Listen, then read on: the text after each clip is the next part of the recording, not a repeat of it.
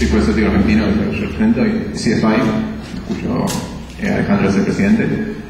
Y bueno, el Círculo Escéptico lo fundamos el 20 de diciembre, que es el día de la muerte de Sagan, como una cosa de decir que tomamos la posta que dejó Carl Sagan. Y no sé bien qué dice que hoy sea un día después de lo que sería 77 años de su nacimiento. Así que no sé, interpreten lo que quieren, si son freudianos pueden ver algo ahí. Pero bueno, ya que estamos hablando de arqueología y días de nacimiento, tenemos acá a Alejandro Borgo, que es periodista, escritor, y la Editorial Planeta publicó sus 2 libros, que puede fallar, que lo pueden comprar en el hall de teatro, y su más reciente, ¿Por qué a mí?, que lo pueden comprar en el hall de teatro. Y fue editor de la revista Pensar, que pueden comprar en el hall del teatro. Y El Ojo Escéptico, que creo que no se puede comprar en el hall del teatro, ¿no? Se puede comprar vía mail, pero bueno. Bueno, se puede comprar en el hall del teatro y en mail. Internet, está la página de internet, el Ojo Escéptico.com. Bueno, ahí tienen. Y ahora, bueno, está escribiendo su tercer libro, que en algún momento estará acá en el hall del teatro. ¿Cómo se tiene el título? Te atreves a ser libre. Bueno. Él acaba de venir de Paraguay, donde fue orador en el Simposio Internacional de Pensamiento Crítico, y es el presidente de CIEFA de Argentina, y me fijé hoy, sos Leo en el zodíaco tropical, pero Cáncer en el sideral. Exactamente. Me quemaste una de las cosas que iba a explicar, no importa. Bueno, puedes explicar vos. Bueno, gracias. Bueno, sí, como decía Elio, esta conferencia y la que viene el día 24, el jueves 24 de noviembre, que va a tratar sobre el mito de la comunicación entre los perros y los humanos, yo creo que tendríamos que hacer otra sobre el mito de la comunicación entre los humanos, ¿no? Bueno, vamos a tratar el tema de astrología, parapsicología y medicina alternativa y por qué se los considera pseudociencias o puro charlatanismo.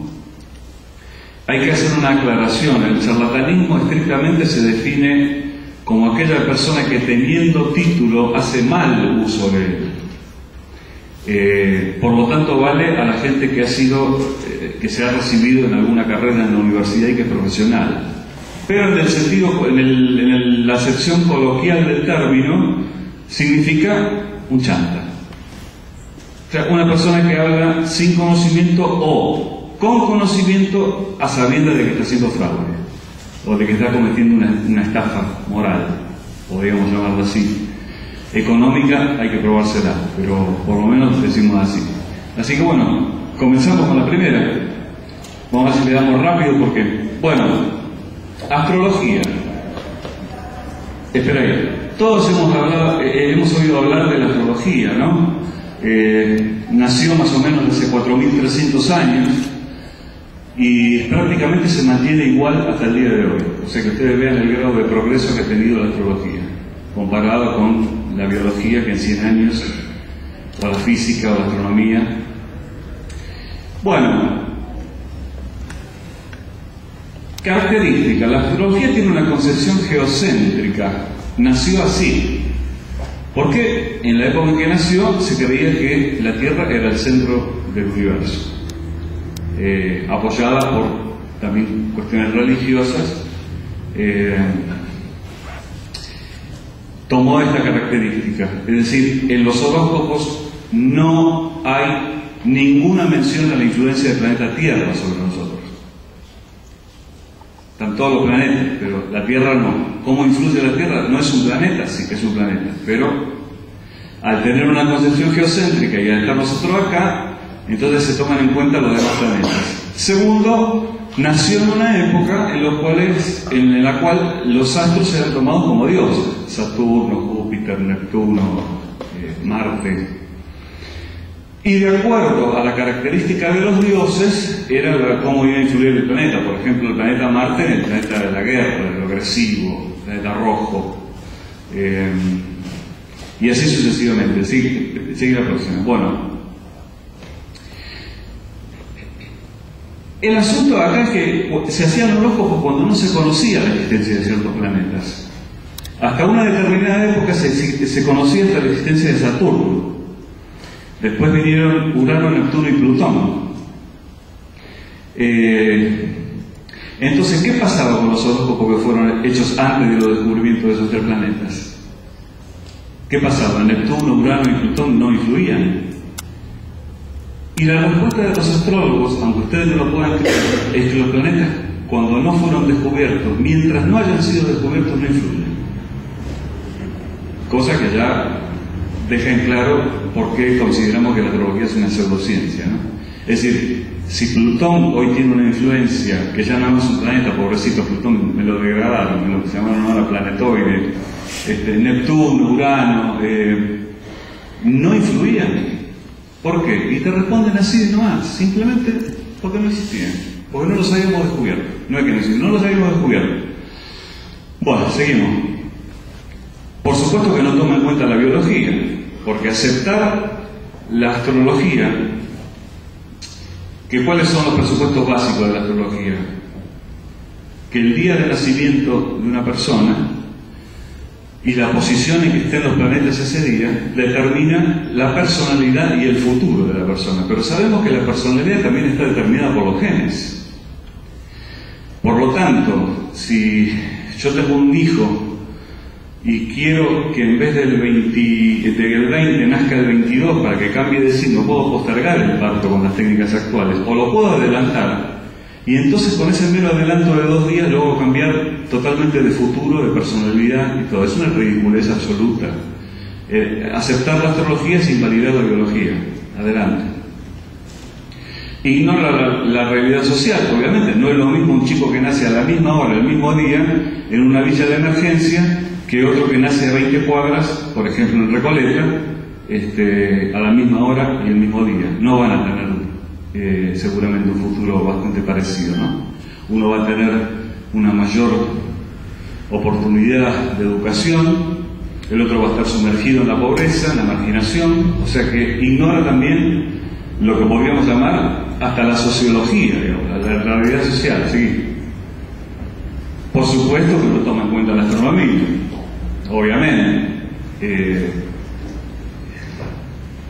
Aparte de la influencia gravitatoria, no hay ninguna otra influencia que la astronomía haya descubierto respecto de los planetas. Por lo tanto, ¿cuál es la influencia que dicen los astrólogos? No toma en cuenta toda la evidencia acumulada por el conocimiento científico. Esto lo acabamos de repasar recién: biología, astronomía, física, realidad social. ¿Y qué utiliza? Utiliza lo que se llama las hipótesis ad hoc para explicar fallos. O sea, yo tengo una hipótesis. Por ejemplo, Saturno indica que el mes que viene, como se ha dicho alguna vez, esta fue Ashira, van a aumentar las jubilaciones. Fíjense ustedes el disparate que estoy diciendo. Saturno va a hacer que aumenten las jubilaciones. O sea, estamos mal.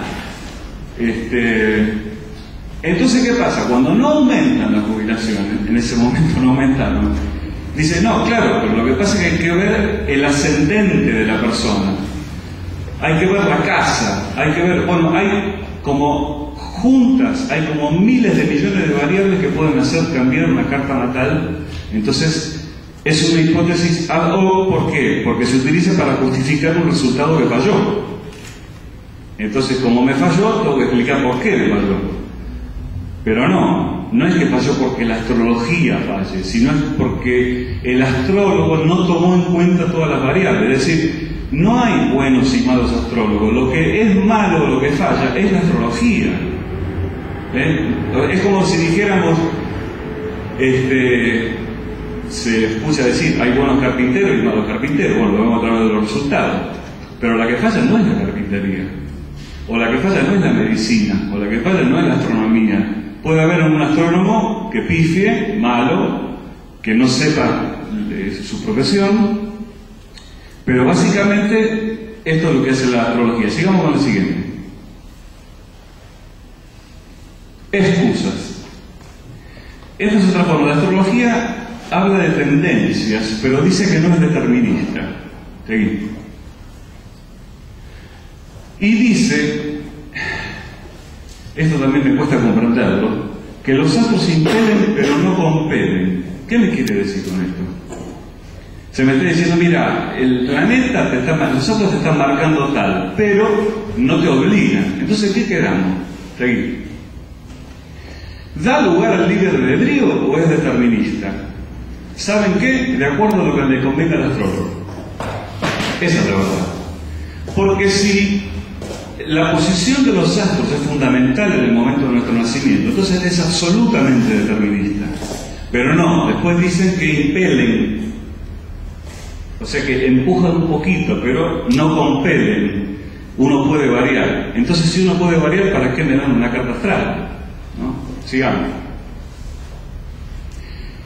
Resultados y preguntas inquietantes. La influencia de los astros propuesta por la astrología no fue detectada, ni los astrólogos propusieron la forma de detectarla. Sigamos. Esta pregunta es interesante.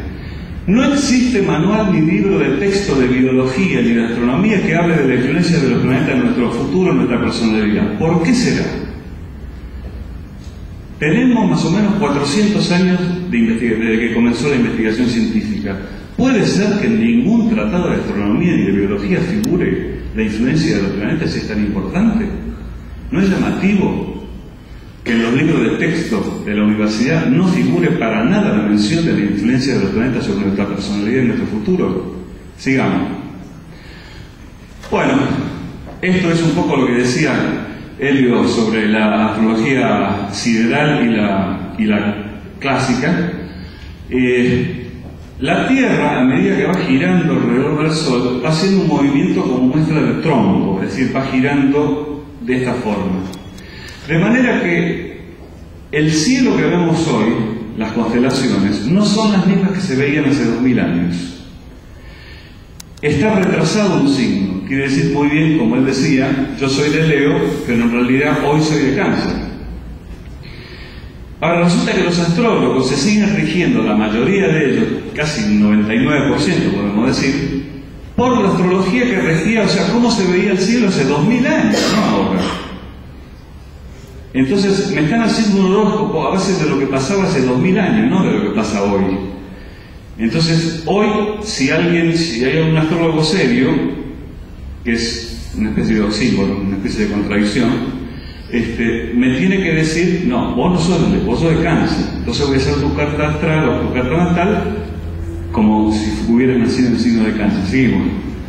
Bueno, de esto voy a ver otros ejemplos, ¿no? Fíjense la calidad de predicción de la astrología. Las cartas y los astros dicen que la Argentina llega a la final. Esto fue en 2006. Publicado por el diario Los Andes, online. Bueno, total, el mundo se olvida. ¿Qué problema hay? Sigamos con la próxima. Clarín.com. Diarios serios si los hay, como La Nación también, que publica horóscopos. Los astros dicen gran mes para Tauro, buena salud para Géminis y Argentina campeón. También del 2006, obviamente, desastre porque Argentina ni figuró. Pero lo publican, la gente lo lee, es un medio masivo, el medio más vendido en todo el país. Seguimos. Esta es una predicción post-mortem. La carta natal de la princesa Lady Di, en este caso, ¿no? Anticipaba su muerte. Y si anticipaba su muerte, ¿por qué no se lo dijeron antes? Es lo que dije ya en el simposio de Paraguay. Saludo a mis amigos paraguayos.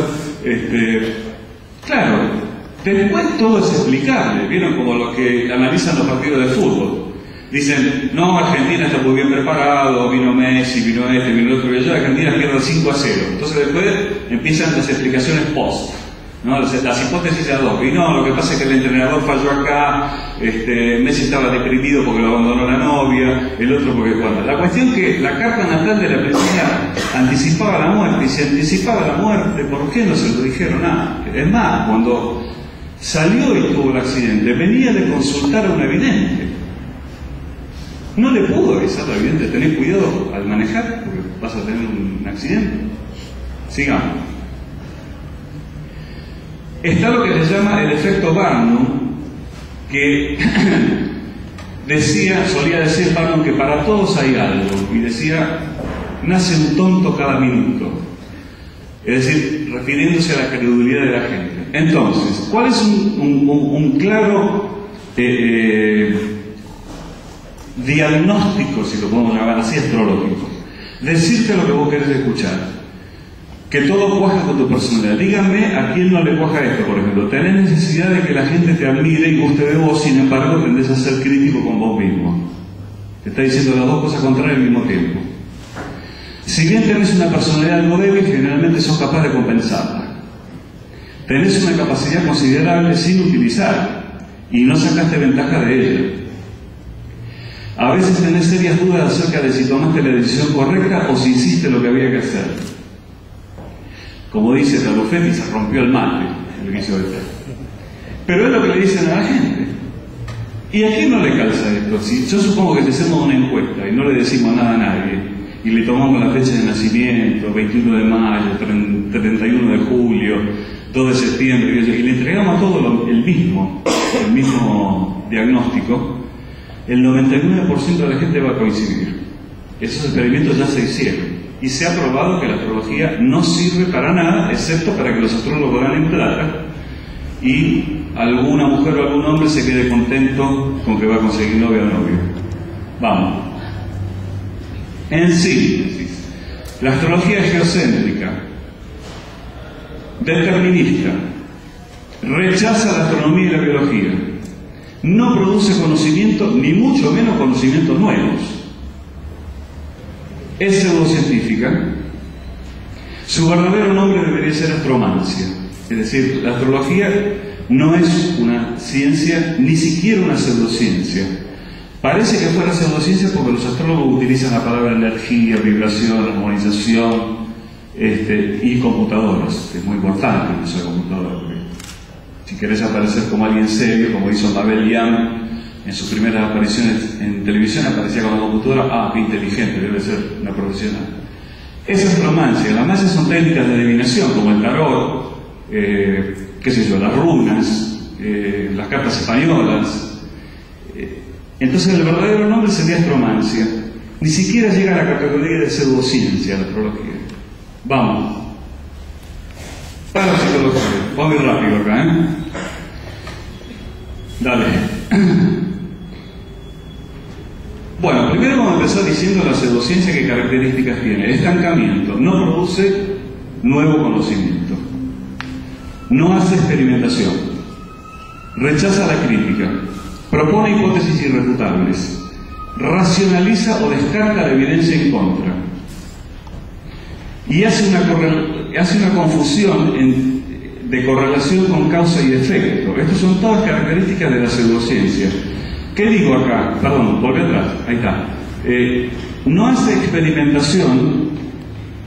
En este sentido tengo que decir que la parapsicología es una de las pocas pseudociencias que hace experimentos. Aunque después voy a explicar por qué no es un verdadero experimento, pero por lo menos tomaron el trabajo los investigadores de parapsicología de investigar, ¿verdad? Bueno, sigamos. Dale. Prueba irrefutable del calentamiento global. Esta es la confusión de correlación con causa y efecto. Es decir, a medida que la ropa se va haciendo más chica, podemos inferir o imaginarnos que la gente tiene cada vez más calor. ¿No? Pero no, es la moda. En 1920 se usaban ese estropajo que está ahí. 1950 más chico, 1980 ya un slip y después la tanga. Pero no tiene nada que ver con el calentamiento global. Sin embargo, yo puedo inferir que las dos cosas, ojo, están correlacionadas. Porque puede aumentar la temperatura del planeta y puede disminuir el tamaño de la ropa. Es decir, que hay una correlación, pero no quiere decir que una sea causa de la otra.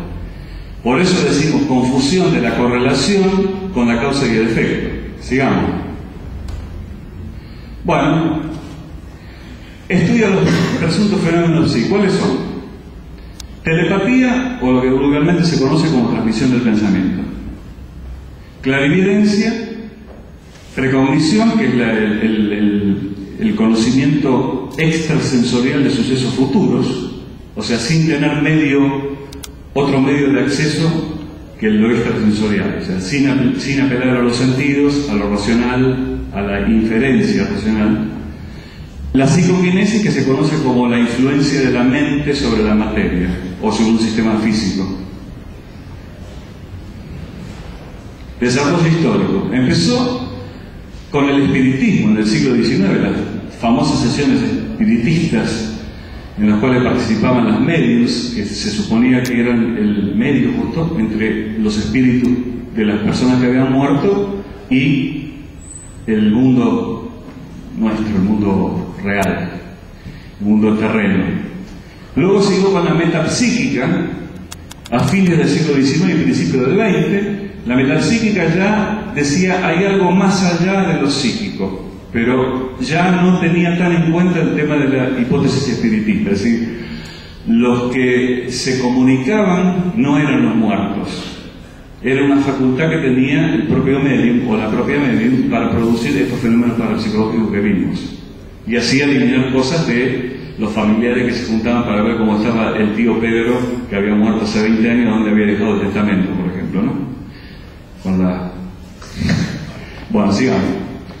Así desemboca en la parapsicología en los siglos XX y XXI. Ahora ustedes fíjense, el espiritismo nace en 1848, en el estado de Nueva York también, en un pequeño pueblo, Hillsville. Después sigue la metapsíquica. Se acuña el término parapsicología por Max Schwab en 1889. Calcula desde 1889 hasta ahora, pasada siguiente. Bueno, 100 o más o 120 años de investigación sin que se haya probado un solo caso de percepción extrasensorial. Compárenlo con la astronomía, con la física, con la medicina, con la biología, con todas las demás ciencias. Bueno, característica de sí. Dicen que los fenómenos psi, que es la 23ª letra del alfabeto griego, son independientes del tiempo y del espacio, son involuntarios, son inconscientes, irrepetibles en condiciones controladas. Volvemos. Entonces, ¿esto qué quiere decir? Independientes del tiempo, porque obviamente con una precognición uno estaría viajando al futuro, viendo lo que va a ocurrir en el futuro, que todavía no existe. Independiente del espacio, ¿por qué? Porque la clarividencia, por ejemplo, el hecho de captar extrasensorialmente un objeto que está oculto, se puede hacer a 20 metros o a 20.000 kilómetros. O sea que son independientes. Involuntarios porque la persona no los puede producir a voluntad. Sin embargo, tenemos miles de avisos en los diarios donde dicen te adivino el futuro, te atraigo tu pareja, te adivino lo que quieras, hasta te hago ganar la lotería. Inconsciente porque el sujeto no sabe por qué un día se levanta y piensa algo pasó con tal persona. De repente, sabe así. Irrepetibles en condiciones controladas, ¿por qué? Porque el estudio de la parapsicología empezó con los relatos de casos anecdóticos. Por ejemplo, el que soñó algo y al otro día le avisaron de la muerte del ser querido con el cual había soñado. La clásica que voy por la calle, doy vuelta a la esquina y me encuentro con un amigo que no veía hace 10 años y justamente estaba pensando en ese amigo. Es decir, casos anecdóticos, pero que no se pueden repetir a voluntad. ¿Por qué no se pueden repetir a voluntad? Porque son involuntarios. Por eso. Entonces tienen todo el esquema bien preparado como para que, digamos, si no te la explico por acá, te la explico por allá. Sigamos, ¿no? Protagonistas. El agente sería el que envía la información extrasensorial. Yo me pongo acá, hago un dibujo así y trato de enviárselo a ustedes extrasensorialmente. Y después está el percipiente, que es el que recibe la información. Lo que nos preguntamos es por qué, cómo, qué mecanismo hace que el percipiente reciba lo que yo le estoy mandando y no lo que todo el mundo, el resto del mundo está pensando. Somos casi 7.000 millones de personas en el planeta. Entonces, ¿cómo hace el cerebro, cómo hace el aparato psi para percibir exactamente lo que yo le estoy mandando y no lo que está pensando cualquier persona por ahí? Bien, sigamos. Ahí está, ese sería el que envía, este sería el que recibe. Es un modelo tipo radio, digamos, ¿no? Hay una antena emisora y un aparato receptor. Con resultados. No logró producir un resultado uno solo repetible en condiciones controladas. 120 años de investigación. Es decir, una persona a la que se sometió a una prueba parapsicológica, como yo hice durante 7 años en el Instituto Argentino de Parapsicología investigando, no pudo lograr repetir los resultados positivos que había conseguido en la primera vuelta. Eso no lo logró ni la sociedad inglesa ni la sociedad norteamericana. Incluso había un chiste de John Belloc, que era el presidente de la Asociación Inglesa de Parapsicología. Decía, parece que la parapsicología solamente existe en los Estados Unidos, porque en los Estados Unidos publicaban todos los resultados positivos, ¿no? Y él era medio crítico, ya se estaba volviendo medio crítico al final de su carrera. Bien, sigamos. Lleva más de 100 años investigando con resultados nulos, ya lo dijimos. Acude a retorcidos razonamientos para explicar los fracasos. Es lo mismo que hace la astrología. Por ejemplo, supongamos que yo tengo un dado. ¿Qué probabilidad hay de que salga el número 2? 1 sobre 6. Bueno, entonces puedo hacer una estadística fácilmente. Hago 1000 tiradas del dado y le digo a la persona, vos influenciás para que salga el número 2. ¿Qué pasa si el número 2 sale la sexta parte de las veces? Estamos en el azar, estamos en la estadística, estamos en lo probable. ¿Qué pasa si sale más? Hay una ecuación estadística para calcular cuán significativo es ese más. Entonces dice, no, esto no puede haber ocurrido por casualidad. Supongamos que nos da una probabilidad de que por azar hubiera sido posible que pase en un 1% de los casos, ya lo tenemos que considerar significativo. Ese más o menos es el estándar en ciencia, va entre el 0,01 y el 0,05. Pero también puede ser que la persona acierte mucho más que el promedio esperable, entonces la probabilidad ya sea muy inferior de que lo haya tratado por azar. Ahora, de la misma manera, tenemos la persona que acierta menos de lo esperable por azar. ¿Cómo explicamos eso?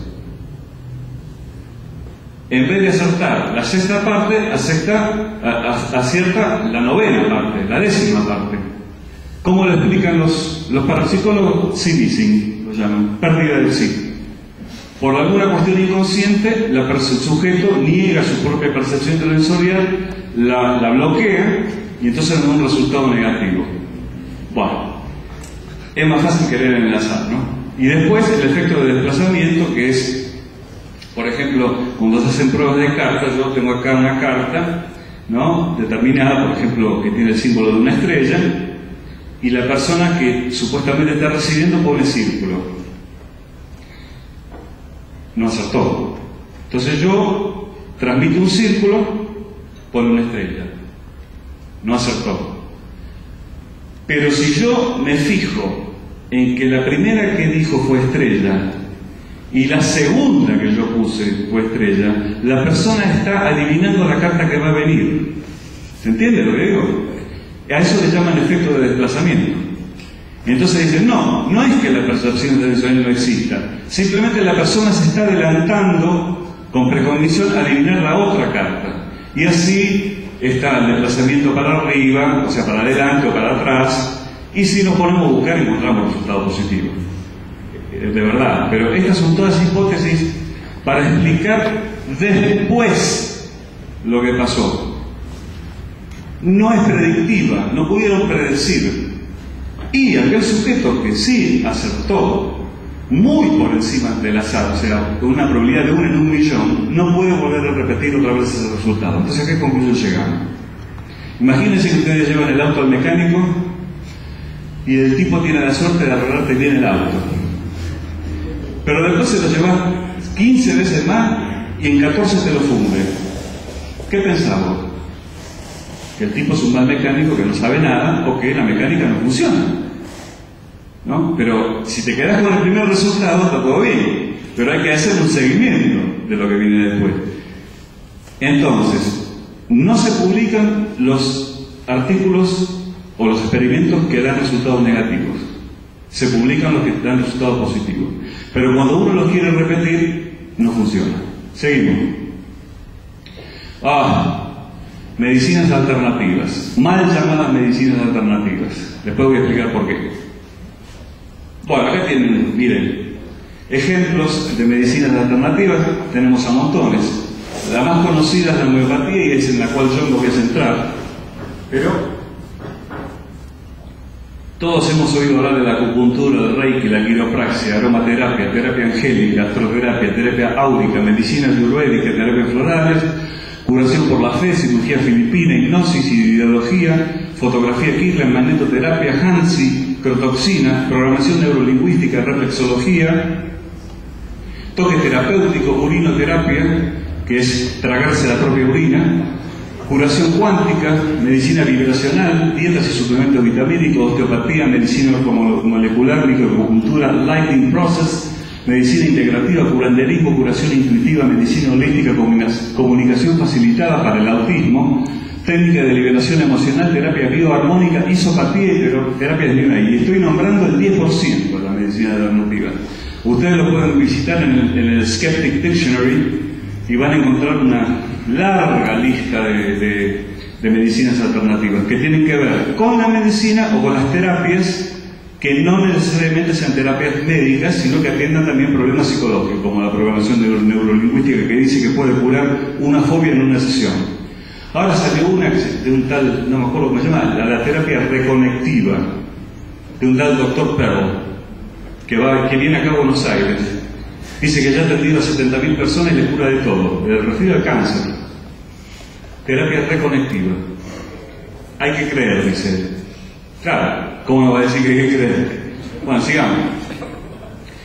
Bueno, acá viene lo interesante. ¿Cuáles son las maneras efectivas que tenemos nosotros de reconocer cuándo una terapia es inefectiva? Perdón, voy a sacar el saco.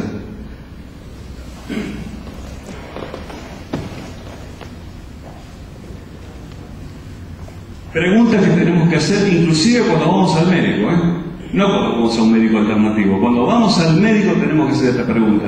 El tratamiento que usted me propone, señor, ¿está basado en una terapia probada? ¿A dónde puedo encontrar la información? Sigamos.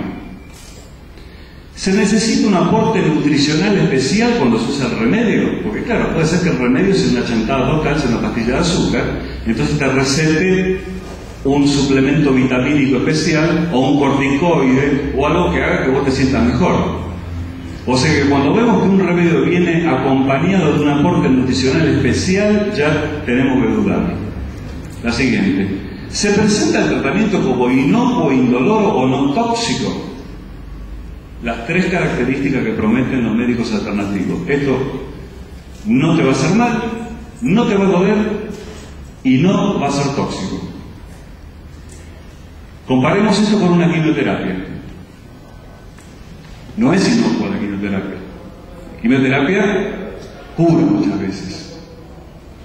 Tiene efectos secundarios, desagradables.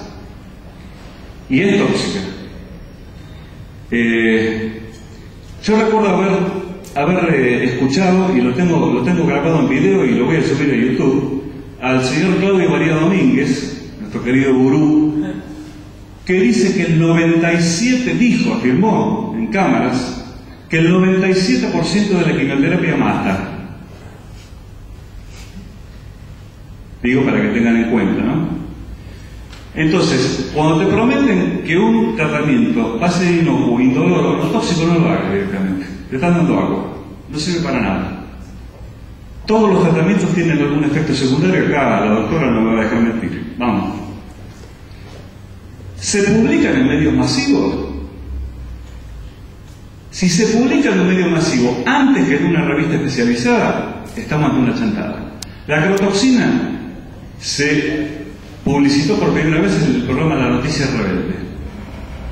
No es un lugar para publicar un descubrimiento científico. Así tenemos otros casos también de señores médicos, lo más peligroso de todo, que dicen, que publicitan en programas diversos, cómo debería ser con el láser,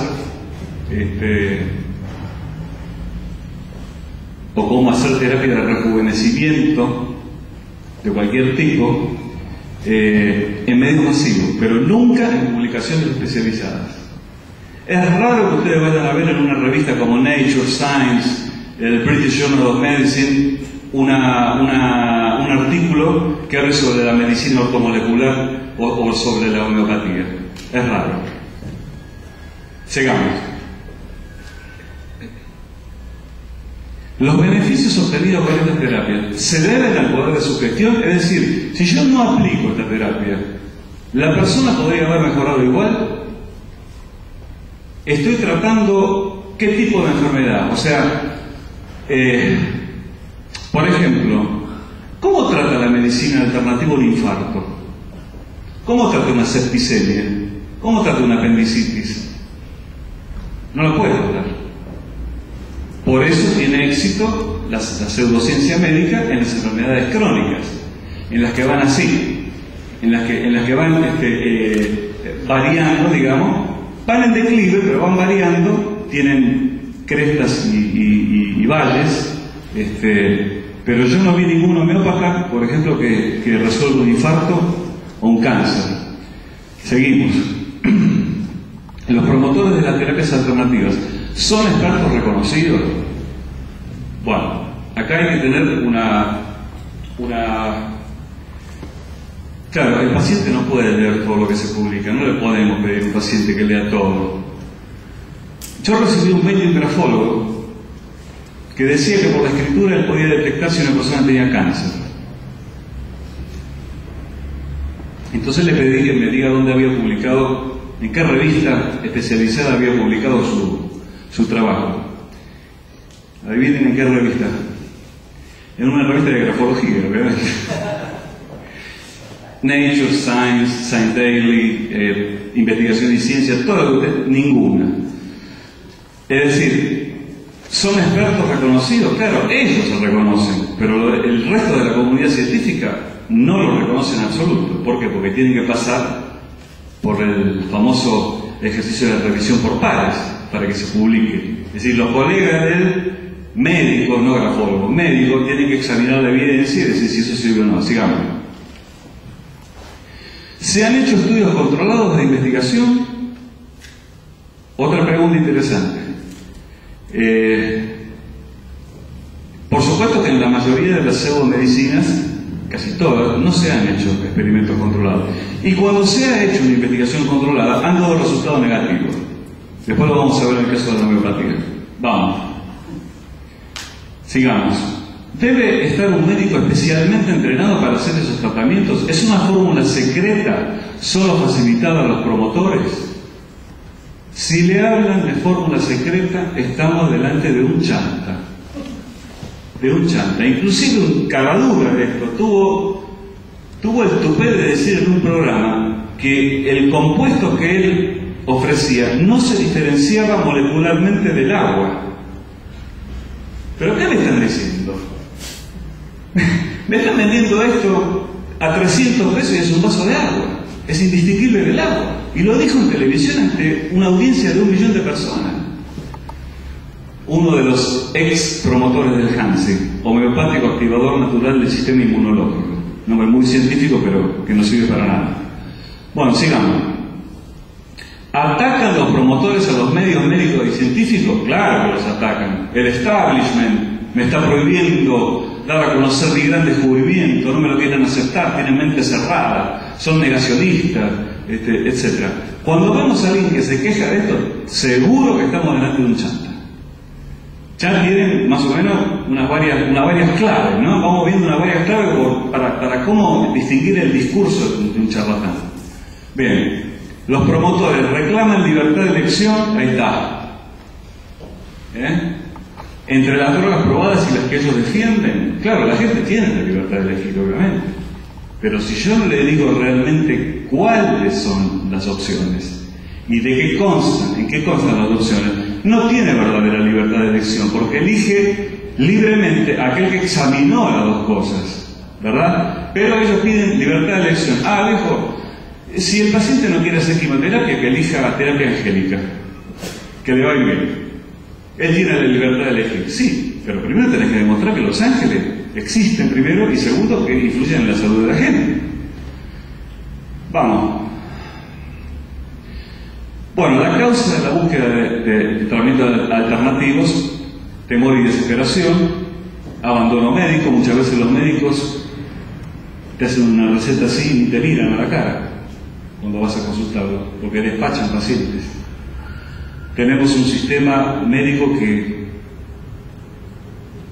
es triste decirlo, pero vale más por la voluntad que los médicos ponen que por el sistema médico en general. Entonces, el abandono médico ha sucedido.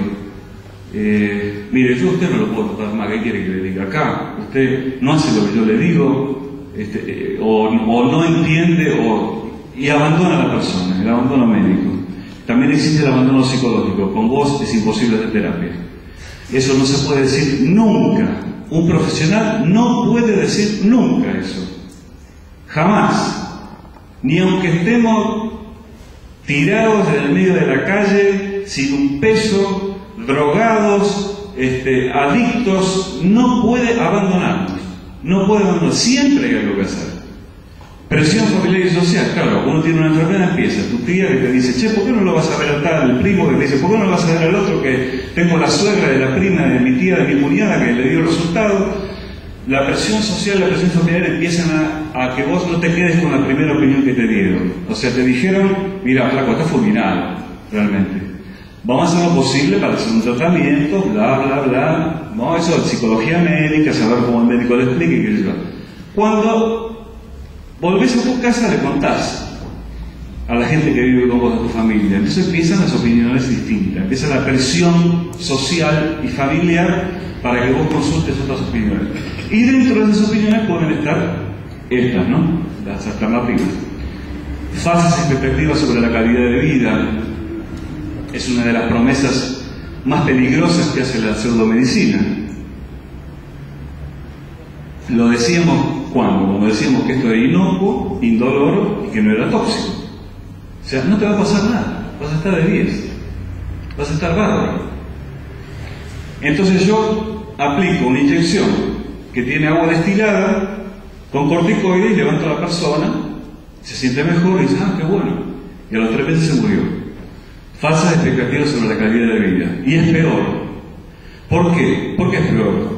Porque crearle una falsa expectativa a la persona y decirle que está mejorando puede hacer que la persona mejore por efecto placebo, ¿no? Por su gestión, pero después, cuando viene la verdad y ya es tarde, como le pasó a Steve Jobs, por ejemplo, entonces ahí ya es tarde. Y la persona se decepciona doblemente. Doblemente, quiero decir. Esto pasa cuando, supongamos, hay una persona muy famosa que está haciendo un tratamiento alternativo y uno lo ve por la televisión. Y uno tiene esa misma enfermedad y se decide por hacer ese tratamiento alternativo. Ahora resulta que después de los 2 meses nos enteremos que esa persona famosa murió. ¿Qué nos pasa a nosotros? ¿Cuál es la primera reacción que tenemos? La puta, este se murió, me muero yo. O sea, crear una expectativa falsa es muy peligroso. Por eso a los médicos les está prohibido, negame vos si es cierto, hacer un pronóstico de si te vas a curar o no. Está prohibido por la ley. Y la inocuidad, bueno, hoy esto ya lo habíamos hablado. Pasemos a la siguiente. La causa de la práctica, el mesianismo, el propio médico alternativo. Yo todo lo puedo descubrir una fórmula secreta, el que hizo el túnel fotónico, el que hizo la caja de materializar deseos, el que fabricó tantos aparatos inútiles que tienen pinta de tecnología de ultra vanguardia, pero no sirven para nada. La ingenuidad. Muchas veces las personas que practican estas medicinas, o sea que son médicos alternativos, creen en lo que hacen. Pero me dicen, la pregunta más interesante es, ¿y te cobró o no te cobró? Pero ¿qué me importa si me cobró? Lo que me interesa es si me puede hacer bien o me puede hacer mal. Porque ¿qué importa que me cobre si el resultado es el mismo? O sea, Si voy a un curandero y dice, no, pero este es bueno porque no cobra. No. Puede ser un salvaje que me diga cualquier cosa y no me cobra. El dolo, obviamente, es evidente, ¿no? Querer ganar plata a costa de la desesperación de la gente. La inocuidad la volvemos a nombrar, porque la muletilla preferida es decir, ¿qué podés perder? Con esto no te puede pasar nada. No te va a hacer nada. Sigamos. ¿Por qué se tolera esto? Por ignorancia. Ahora paremos acá. A ver si alguien entiende o me puede decir ¿por qué se tolera esto? ¿Por ignorancia de quién? En primer lugar. Paciente. Sí. Segundo. De la sociedad. ¿De qué? De la sociedad. Bueno, sería el conjunto de pacientes, digamos. No. La principal causa es por la ignorancia de los médicos, no por la de los pacientes. Si ustedes le preguntan a un médico recibido en la Universidad de Buenos Aires cuál es el fundamento de la acupuntura o de la homeopatía, es muy probable que no lo sepa porque no se enseña en la universidad. Entonces, hay médicos que practican la medicina científica en hospitales, en consultorios privados, y dicen, no, pero hay buenos homeópatas. Y yo un día le pregunté a uno, ¿pero vos sabés el fundamento de la homeopatía? No, bueno, lo que pasa es que, claro, en la universidad no... ¿Y entonces cómo decís que hay buenos homeópatas? Entonces, la ignorancia no es solo del paciente, también es del médico, de la comunidad académica. Sigamos. Ingenuidad, esto ya lo dijimos. O sea, la persona puede creer realmente que le está haciendo un bien a la humanidad, y otros se lo pueden creer. Y es una creencia ingenua, no es maliciosa, digamos. Sigamos. Inocuidad, otra palabra que aparece, y para tener en cuenta. Aproximadamente la mitad de los pacientes reciben algún tipo de tratamiento no convencional a lo largo de una enfermedad oncológica. La mitad de los pacientes, aparte de hacer el tratamiento médico convencional, oncológico, este es un dato que me dio el doctor Ernesto Gildesa, director de investigación del Instituto Henry Moore, oncólogo, la mitad de los pacientes practica o alguna vez se trata con medicina alternativa a la par que lo hace con la medicina convencional. Es necesario observar con detenimiento las medicinas parasitarias. Acá me quiero detener. No son medicinas alternativas, son medicinas parasitarias. ¿Por qué? Porque viven a costa de los logros de la medicina convencional, de la medicina científica. Un gran amigo mío, ya fallecido, Aldo de Petris, me decía, ¿sabés lo que pasa? Los médicos alternativos atienden a los pacientes, pero los que firmamos los certificados de defunción somos nosotros. Es difícil que a un homeópata se le muera a alguien, o a un acupunturista se le muera a alguien, o a alguien que hace reiki se le muera a alguien. La gente se muere en terapia intensiva, o se muere de un infarto en la calle, o se muere de ciertas complicaciones. Pero lo cierto es que los que firman los certificados de defunción no son los homeópatas. Entonces por eso se llama medicinas parasitarias, especialmente en lo concerniente a la inocuidad de su práctica. La única actitud médica con posibilidades de éxito es el respeto y el diálogo con los pacientes. Y si el médico no quiere hablar, hay que hacerlo hablar. Hay que agarrarlo del cogote y decirle, hasta que vos no me expliques lo que yo tengo, cómo, cuándo, dónde y qué es lo que tengo, no salgo de este consultorio. Yo he tenido varias discusiones con médicos que me decían, uno me llegó a decir, inclusive, pero usted que no es médico no me puede preguntar. Le digo, ¿cómo no? Yo soy el paciente, ¿cómo no voy a poder preguntar? Usted está tratando algo que me pasa a mí en mi cuerpo, que es propiedad mía. ¿Cómo no me va a explicar qué es lo que me pasa? Explíquemelo, haga fuerza, esfuércese a ver lo que aprendí en la universidad, ya que ustedes dicen que se quemaron las pestañas. Explíqueme, porque yo de acá no me voy si usted no me explica. Es un derecho del paciente saber lo que le pasa. Bueno, vamos. Para tener en cuenta también es necesario exigir idoneidad y rigurosidad en todos los ensayos clínicos. Vamos. No hay razón alguna para permitir que quienes practican medicinas no probadas pasen por alto las obligaciones morales inherentes a cualquier práctica médica. Esto viene de la época de Hipócrates ya. Juramento hipocrático. ¿No? Sin embargo, bueno, deben realizarse todos los esfuerzos necesarios para informar a la comunidad sobre los riesgos presentes en los tratamientos realizados por charlatanes. Ahora, lo que suele suceder es que estas personas se promocionan por los medios de comunicación y no hay un solo miembro de la comunidad académica que salga a refutarlo.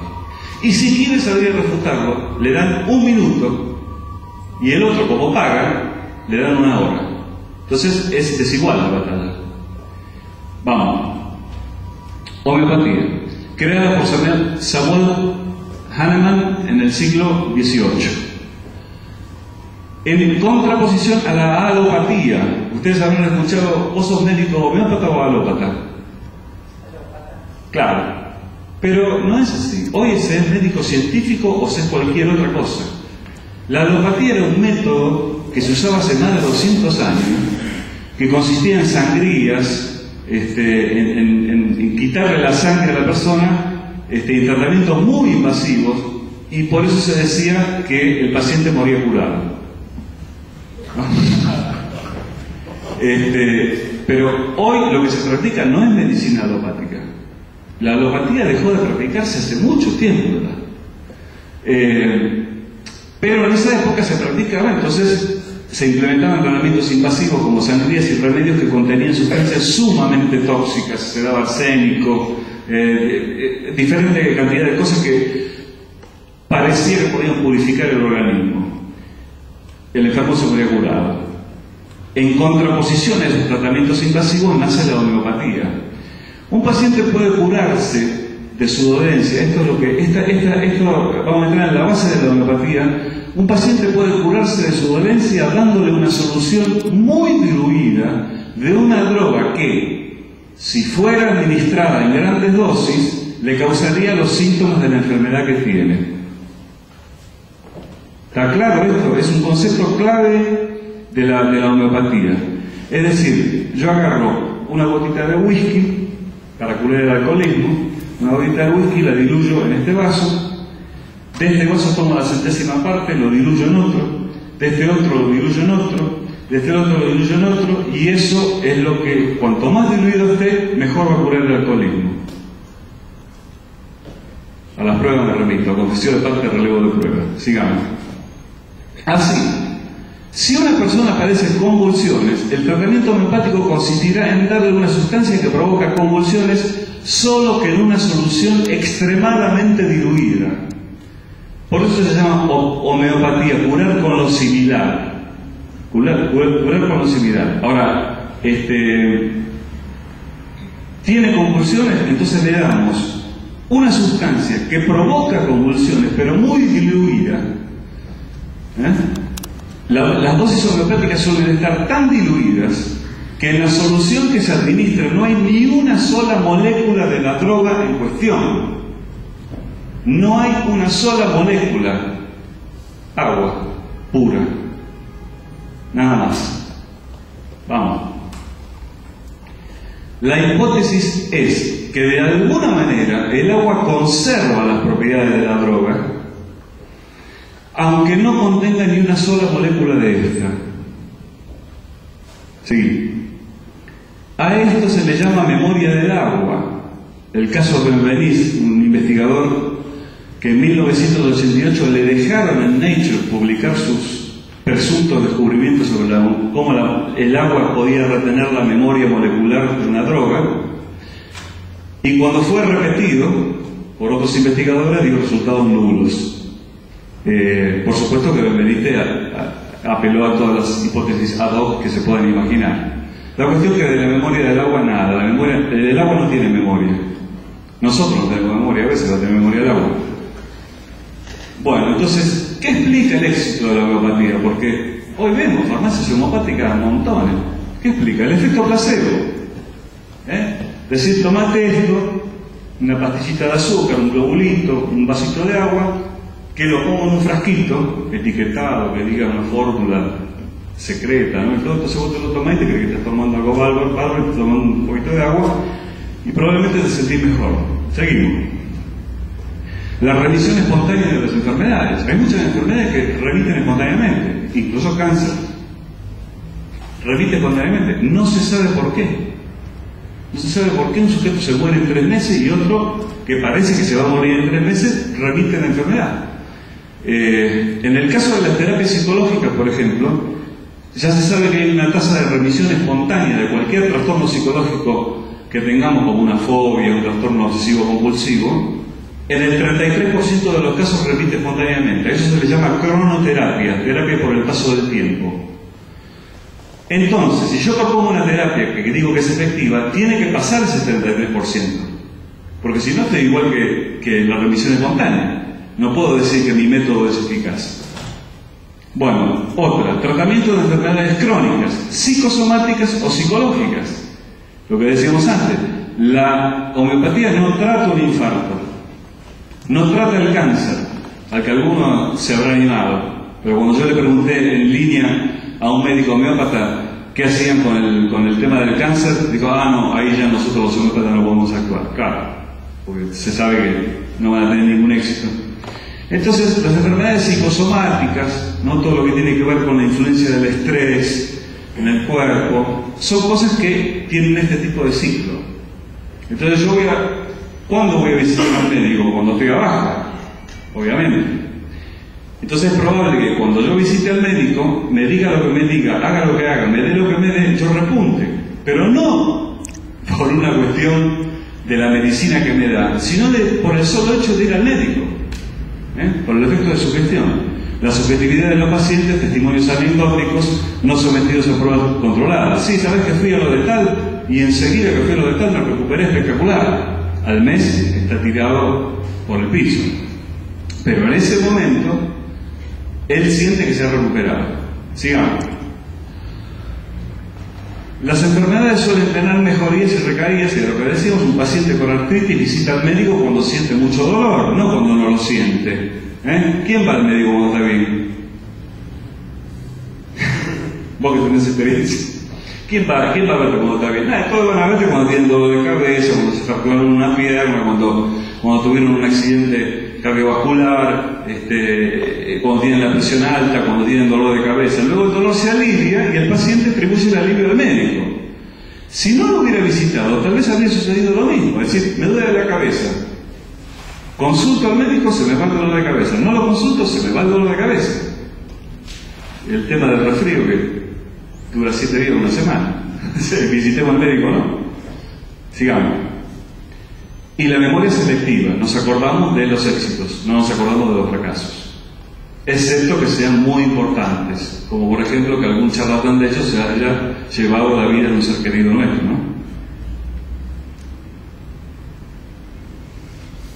Bueno, entonces tenemos que una determinada droga se diluye de manera que una centésima parte de ella queda en la primera dilución, y después de esa centésima a otra. Seguimos. Luego de cada dilución viene la subfusión, que es agitar para adelante, para el costado, para arriba, para abajo. Menos mal que lo hice con la izquierda. Bueno, y las dosis homeopáticas suelen estar extremadamente diluidas. Fíjense esto, a tal punto que hay remedios homeopáticos que están diluidos en 10 elevado a la 1500. Imagínense un 1 seguido de 1500 ceros. O sea, 1 dividido, un 1 seguido de 1500 ceros. Ese es el nivel de dilución que llegan a tener algunos remedios. ¿Qué puede quedar adentro de esa dilución? Entonces, es un negocio infernal, muy rentable, porque no se gasta nada y se vende caro.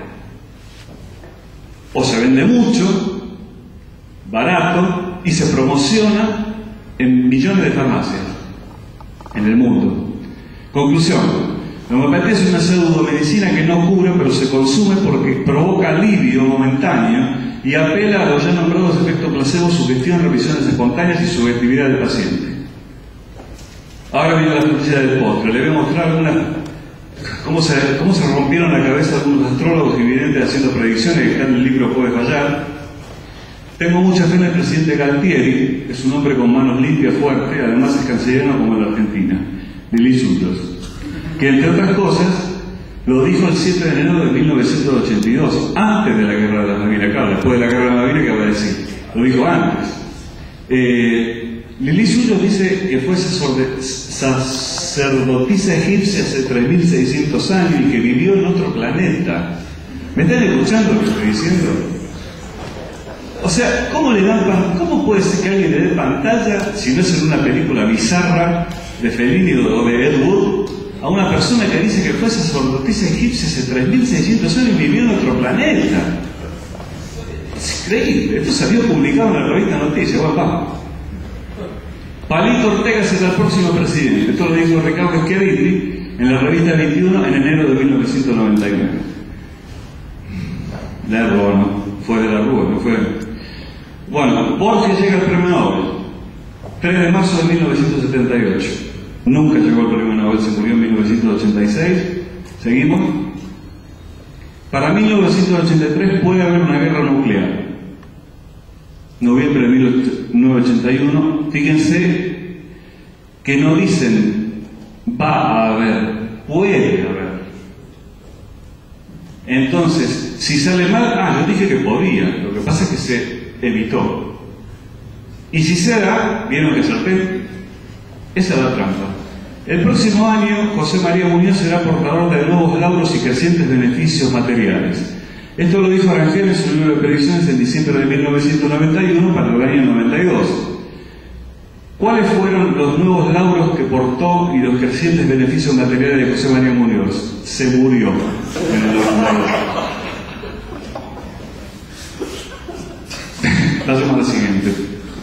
Desaparecerá el obelisco. O sea, hay que tener, la verdad que hay que tener, ¿no? Lo que uno sabe para decir una predicción de este. Imagínense ustedes, un día por los 9 de julio, desaparece el obelisco. 7 de septiembre de 1984.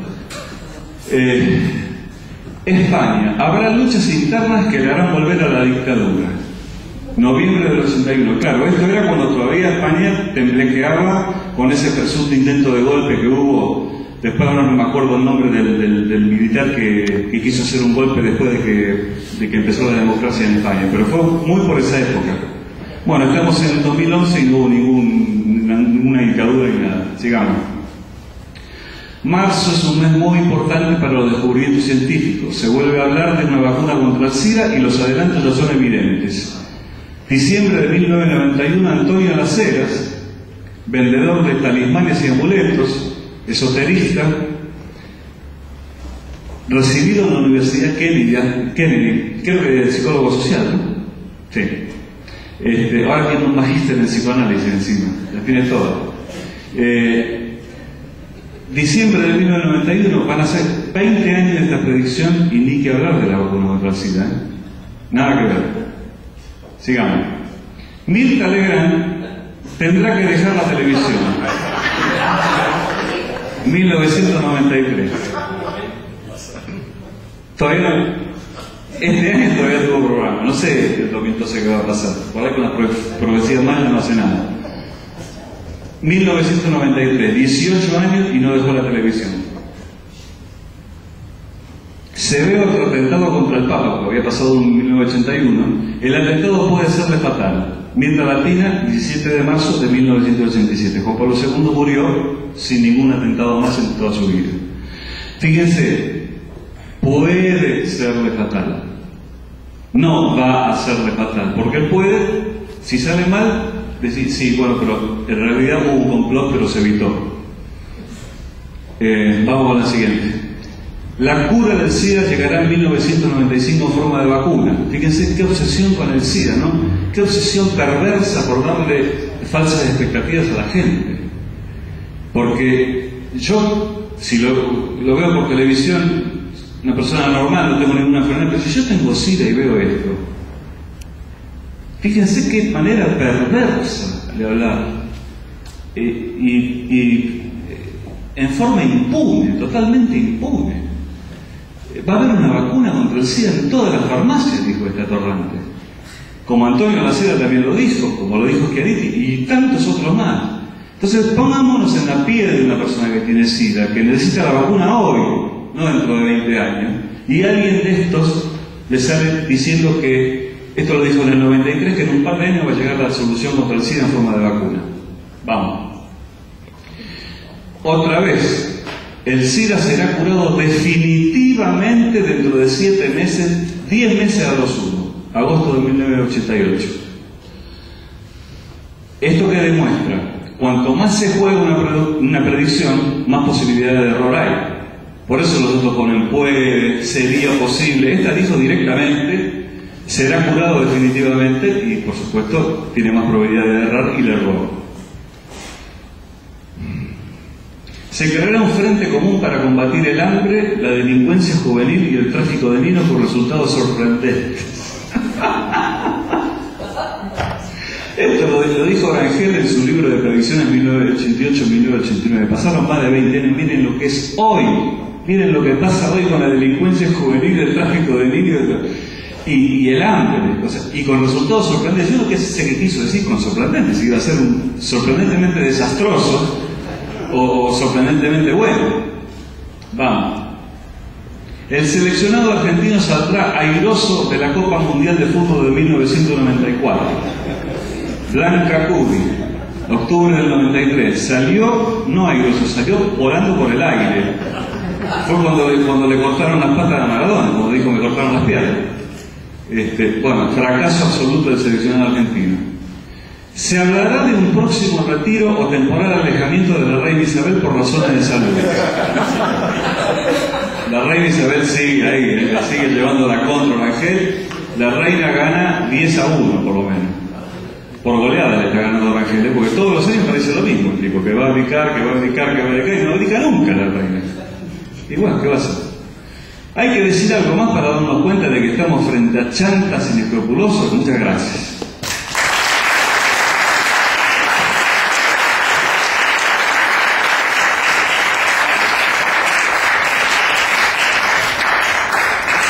Bueno, no sé si alguien quiere comentar, les puedo alcanzar el micrófono para hacer alguna pregunta o lo que sea. Bueno, alcanzarle. Gracias.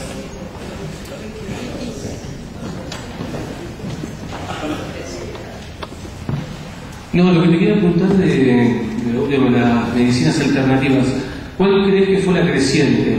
Digamos, ¿de qué dependió que fue el masivo que creció tanto en las medicinas alternativas como en todas las nombradas? ¿Es debido a la poca divulgación de la medicina científica? ¿Por qué crees que hubo un boom así de repente y empezó a popularizarse tanto?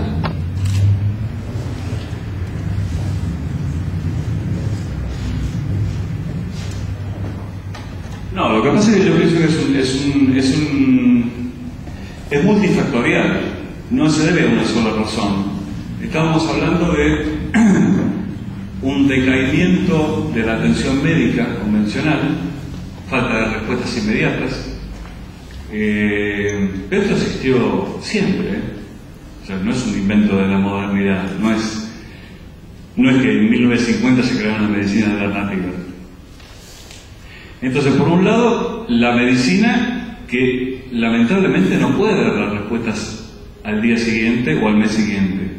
En segundo lugar, gente que se aprovecha de esa falta de respuesta para ofrecer productos milagrosos. ¿Se acuerda que era muy común en Estados Unidos los tipos que vendían tónicos para hacer crecer el pelo, que aparecen en los dibujos animados, en las películas de cowboy, qué sé yo? Bueno, claro, se ve que nadie quería ser pelado y todo el mundo quería tener pelo. Me recuerdo una anécdota de un correo que le manda una persona a Antonio Lacera hablándole del problema de calvicie que tiene y Lacera le dice que él tiene un método para solucionarlo y resulta que Lacera es calvo.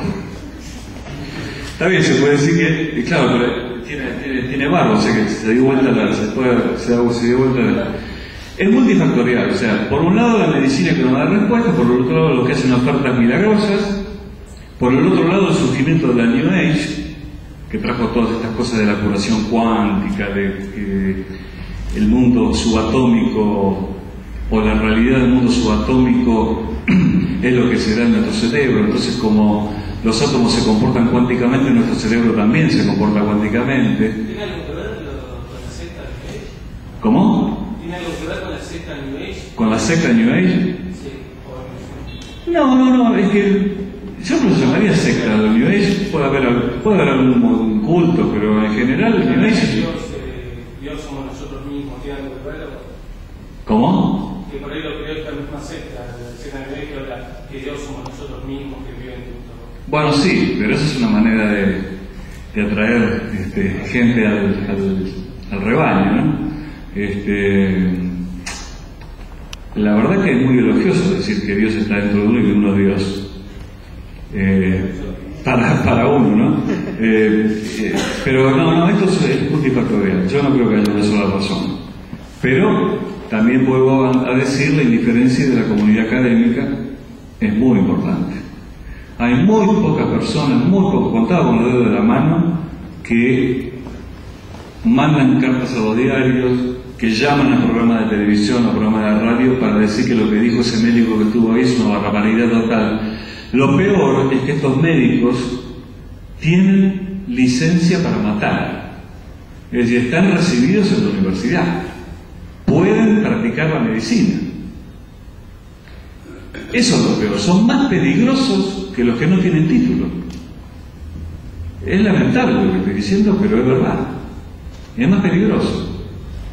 ¿Alguien quiere una más?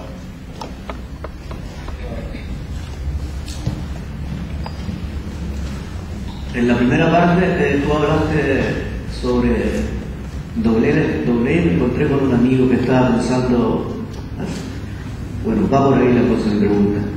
Explícate más o menos el efecto déjà vu que siempre nos pasa.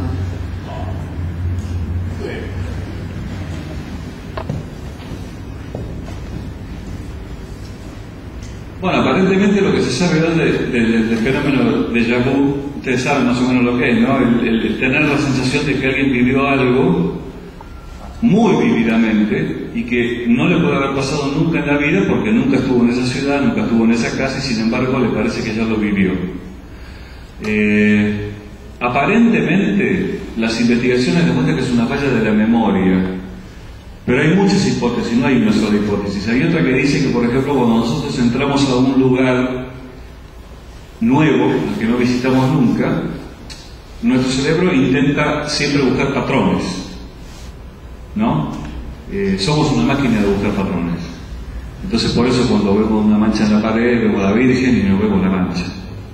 Siempre le tratamos de dar algún significado a la cosa que estamos viendo. También es importante la función del cerebro para reconocer rostros, por ejemplo. Tenemos que reconocer un rostro agresivo de un rostro amable o empático. Entonces lo que puede pasar es que cuando entramos a algún lugar así, veamos algo que no a nivel consciente nos haga recordar algo que hayamos visto con anterioridad. Entonces lo que hace el aparato sensorial es ver todo de un vistazo y luego detenerse en los detalles. Esa es otra hipótesis. Por ejemplo, yo entro acá, veo los sillones, veo las cortinas, veo todo de un saque y después me pongo a detenerme en los detalles y no me doy cuenta que en ese vistazo general ya vi lo que ahora me pongo a ver con detenimiento. Lo que pasa es que no me di cuenta que lo vi. Y entonces me causa una sensación como esto yo ya lo viví antes. Y claro, lo viví hace 5 segundos antes. Esa es otra hipótesis. Hay varias hipótesis, pero la que yo considero más probable es que sea una falla de la memoria, de la percepción, acompañada con la búsqueda de patrones que tiene nuestro cerebro y hasta inclusive nos da la sensación de que podemos prever lo que va a pasar. Ahora se va a mover que está al lado mío y va a pedir una Coca-Cola, no sé, y por ahí lo hace y dice, y nosotros nos quedamos perplejos. Bueno, es una falla. Eso no quiere decir que, bueno, que hayamos tenido otra vida, ¿no? O que estemos viendo una vida futura que vamos a tener. Es más sencillo explicarlo a través de una falla de la memoria que a la existencia de una vida pasada. Sí, puedo decir que es un fenómeno normal de la psiquis humana tener déjà vu. Es un fenómeno normal, forma parte de un montón de percepciones que la psiquis tiene, como pueden ser ilusiones ópticas, por ejemplo. Entonces, como pueden ser ilusiones ópticas, también está el fenómeno de déjà vu que entra dentro de la normalidad de la psiquis, un proceso normal de percepción. A mí me pasaba más cuando era joven. El déjà vu, no, en serio. Con los años ya se me ha ido la experiencia del déjà vu. No sé. Antes que nada, con lo que dijiste sobre que la homeopatía no cura el cáncer, o sea, no intenta curar el cáncer, el método Hansi, por lo menos hace 10 años, conozco un caso de que sí, intentaba curar el cáncer. Y después una pregunta es, ¿qué se podría hacer sobre la medicina tradicional, sobre la medicina científica, para que, ya sea en la enseñanza o en la práctica directa, para que la gente no se vaya a la medicina alternativa?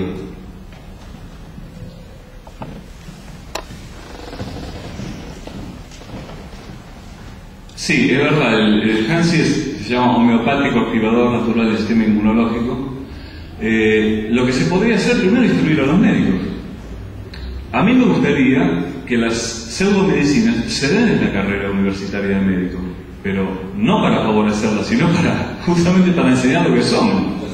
Así los médicos tienen elementos como para no recetar, bueno amigo, vaya a ver al curandero, bueno amigo, vaya a ver al homeópata. Lo primero que hay que hacer es instruir al docente siempre, al médico.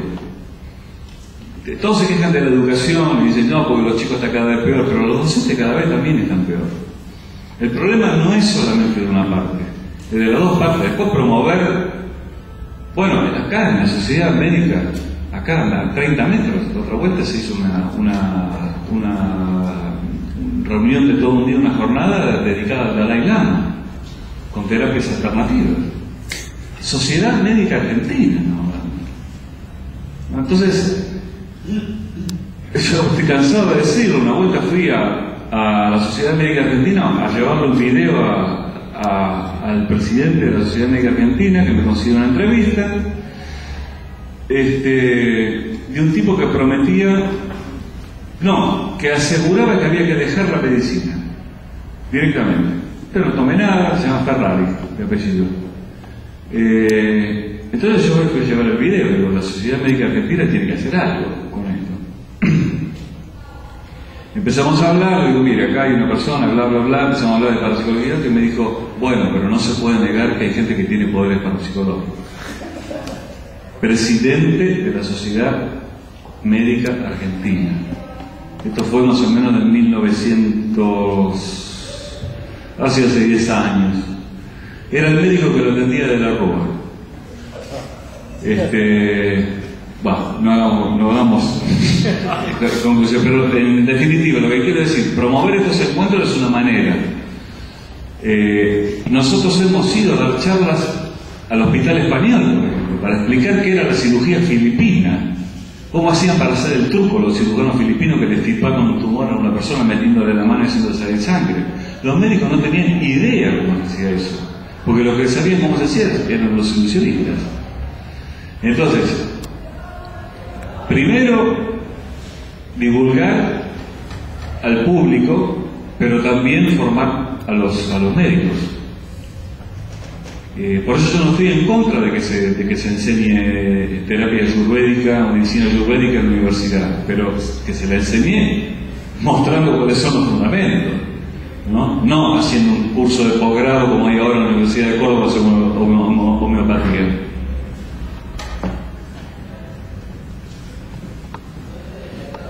Que era cortito, que hasta que los médicos no dejen de rezar a la Virgen para salir bien un parcial, no se puede pedir otra cosa.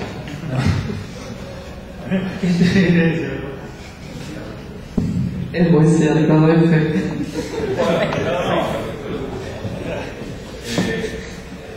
Lo que pasa es que digamos, la creencia religiosa de un médico no tiene nada que ver con su práctica. Por ejemplo, yo me voy a operar, supongamos, me voy a hacer un bypass o voy a hacer una neurocirugía.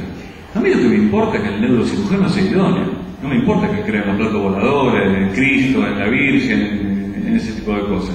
Ahora, si él dice que cuando haga el corte con el bisturí lo va a dejar todo librado a la mano de Dios, ahí sí me preocuparía. Pero es una frase común, ¿no? Digamos, ¿cómo está el paciente? En vez de decirte que se va a morir, te dice, está en manos de Dios. Bueno, es un eufemismo. Y a veces no se muere encima. O sea que peor todavía. Entonces decir que está en la mano de Dios es como decir, mirá, entonces, si está en la mano de Dios, ¿qué hiciste vos entonces?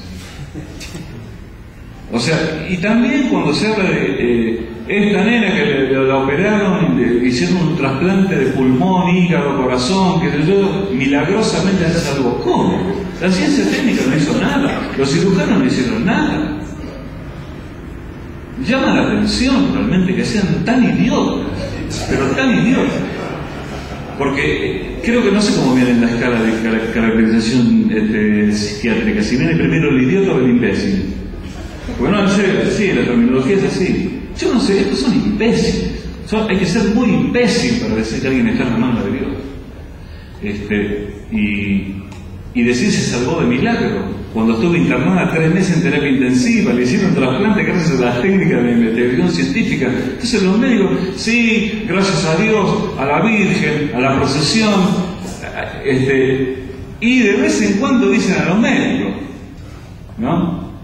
Pero no es los médicos nada más, es todo lo que hay atrás de los médicos, es todo el conocimiento científico. Entonces hay una desvalorización de la ciencia médica que solamente un idiota puede proferir en un medio en el cual están viendo 1.500.000 personas, por ejemplo. ¿Alguien más desea comentar algo?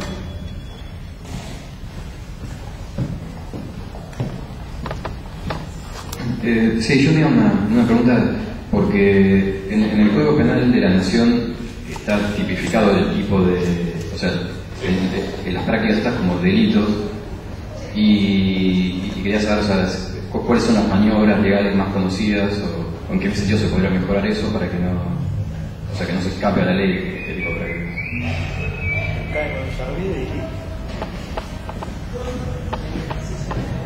Sí, eso está contemplado en el artículo 208 del Código Penal, el que aplicar electricidad, imposición de mano, bla, o el que sin título habilitante, o el que teniendo título lo presta, o hace mal uso de él, bla, bla, bla.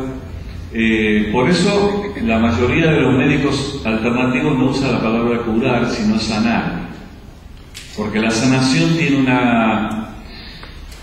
una connotación espiritual también.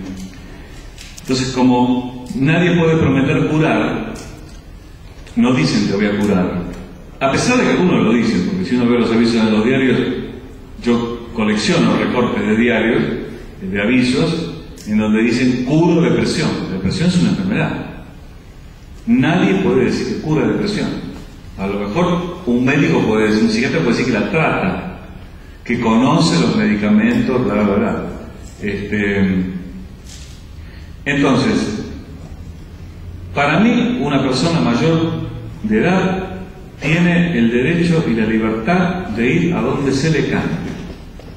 Si quiere atenderse con un hechicero de una tribu en el Amazonas, que vaya. Pero un médico no puede mentir. Un médico no puede mentir. No puede estar mal informado. Tiene que saber lo que hace. Hoy la especialización médica no es como antes, que había un médico, y esto estoy hablando de antes, hace 50 años, estoy hablando hace 1000 años, ¿no? El médico no puede mentir, tiene que decirle a la gente lo que le pasa, tiene que saber explicar. Si bien no puede decir que prometer que va a curar, tiene que darle los elementos al paciente. Por algo existe un capítulo en la medicina que se llama psicología médica, por algo está. No lo pusieron ahí porque sí. Legalmente lo que se puede hacer es que se compruebe que haya habido ejercicio ilegal de la medicina o estafa económica. Es decir, que alguien te haya cobrado por un tratamiento inefectivo, pero aparte te haya robado por eso. Esto generalmente sale a la luz cuando alguien muere, lamentablemente, tarde siempre. Estamos cansados de repetir, cuidado con la medicina alternativa, cuidado a quién va a ver, miren que el aviso es una cosa y el consultorio es otra, hasta que se muere una persona. Fue el caso de Giselle Rimmer. ¿Se acuerdan del caso de Giselle Rimmer? Bueno, ¿qué pasó? ¿Por qué salió todo esto? Porque murió una persona. Lamentablemente lo venimos repitiendo hace 20, 30 años y sigue pasando lo mismo. Y aparte, ya le digo, hay médicos con licencia para matar. Tienen licencia para matar y lo aplican. Entonces, yo creo que ajustando la ley no sirve. O sea, no se puede decretar que una persona no visite un médico alternativo. No sirve. Es lo mismo que yo diga, bueno, desde mañana todo el mundo, decreto que todo el mundo deja de fumar. No puede ser. No va a dar resultado. Ese tipo de leyes restrictivas no dan resultado. Aumentar la pena, van a encontrar los buenos abogados con la plata que tienen para que le reduzcan la pena. Lo que hay que hacer es educar a la gente como paciente y educar al médico como lo que tiene que ser. Y hacer que el paciente le exija al médico que le explique por qué está así, cómo está así, qué le va a dar para curarse, cómo va a ser el tratamiento y por qué no eligió otro. Por lo menos eso es lo que yo hago cuando me toca hacer algún tratamiento médico o cuando me tocó enfrentar alguna operación. ¿Cómo va a ser? ¿Qué pasa? ¿Qué riesgo hay? ¿Cuáles son las estadísticas? Esto, lo otro. O sea, formar a la gente y también instruir al médico para que se haga más divulgador y no solo un mero dietista que aparece por la televisión diciéndole a la señora que quiere verse linda en la playa del verano qué dieta tiene que hacer. Me parece que hay tareas mucho más importantes que esa, ¿no? ¿Alguien más? Sí, allá hay. Uy, ¿un abogado? No. No, ¿qué pregunta le va a hacer? Nada más. Te mandé una carta de documento. Tengo otra de la FIC, no te hagas preguntas. Junto carta de documento. Tengo 24 preguntas, pero voy a tratar de hacer. A ver. No, dos cositas nada más. Uno, el tema de la divulgación científica, el tema de las pseudociencias y la utilización de instituciones conocidas, respetadas, para meter el tema de temas de pseudociencias. Uno es, lo escuché el otro día en un divulgador, un comunicador social diciendo, no, los videntes son utilizados por la CIA para investigaciones. Y obviamente que nadie se lo refutó, y estamos hablando de un medio periodístico, una radio, en un programa importante. Y lo otro, Alejandro, te quería consultar el tema de divulgación científica que vemos habitualmente en los medios, como por ejemplo, según la universidad, no sé, de universidades reconocidas, no tengo memoria, escuchar Mozart de chico genera, todos sabemos que los científicos necesitan para las expensas y a veces necesitan sostenimiento económico y hacen estos tipos de dossier pero eso también va en contra a veces de la seriedad de lo que es una divulgación científica.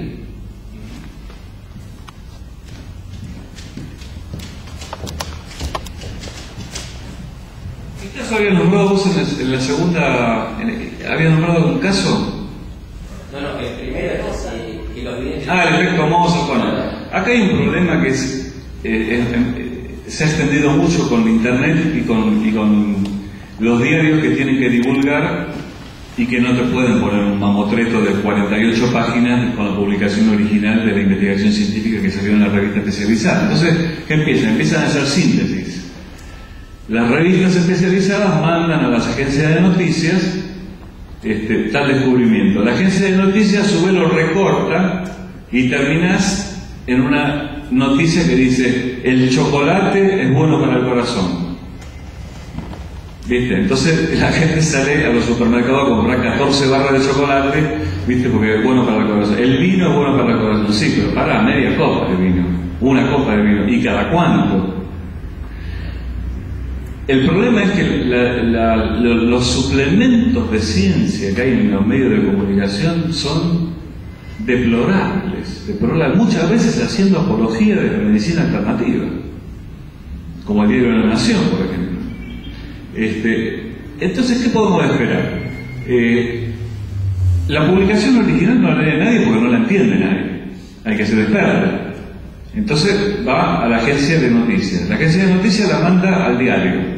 En el diario le dicen, el redactor escribe 5 párrafos, no, es muy larga, no, tiene problemas, tiene palabras muy complicadas, ¿viste?